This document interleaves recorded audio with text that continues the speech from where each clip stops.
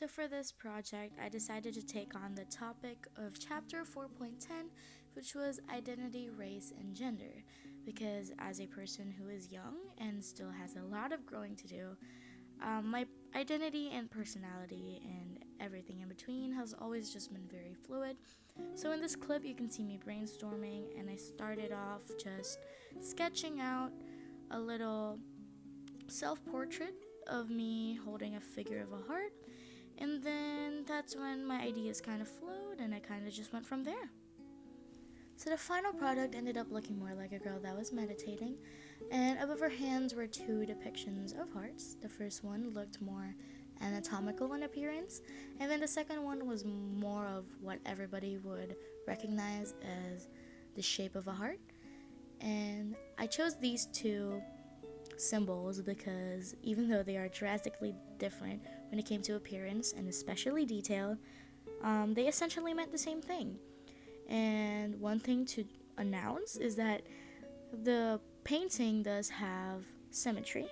Not total symmetry, but enough symmetry to show that these two are equally important despite their differences.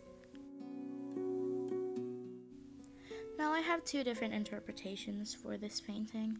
The first one is a lot more universal because I do know that not just me experiences this, but it had something to do with the division between the left brain and the right brain instincts of, being more logical and analytical versus being more creative and, imaginative.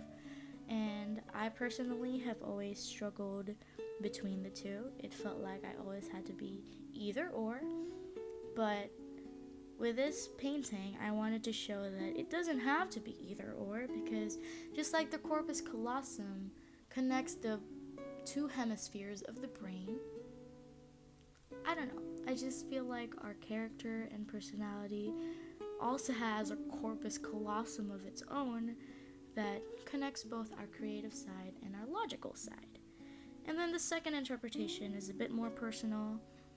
I was diagnosed with bipolar disorder a few months ago, and in a sense, the two figures kind of represented the emotional extremes that came with it for me.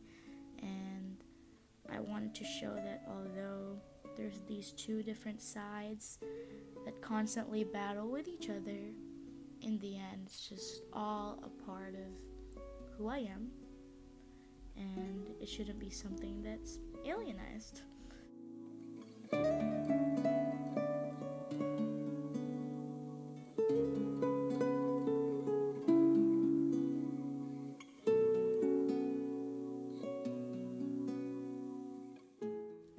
Needless to say, this piece really does mean a lot to me, as it shows a huge part of my identity, and because of that, I decided to call it The Two Souls.